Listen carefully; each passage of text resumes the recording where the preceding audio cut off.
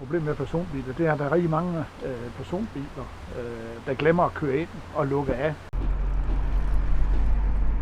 De kan faktisk køre ind til kantsten og lukke af, så der ikke kan komme nogen op på højre side af dem.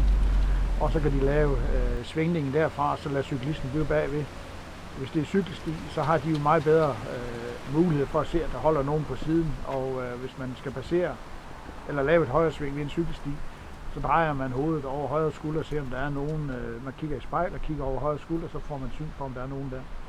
Og så skal man som bilist, når der er knallerter og cykler på cykelstien, være opmærksom på, at de bevæger sig, mens man måske selv holder stille for lyssignalet.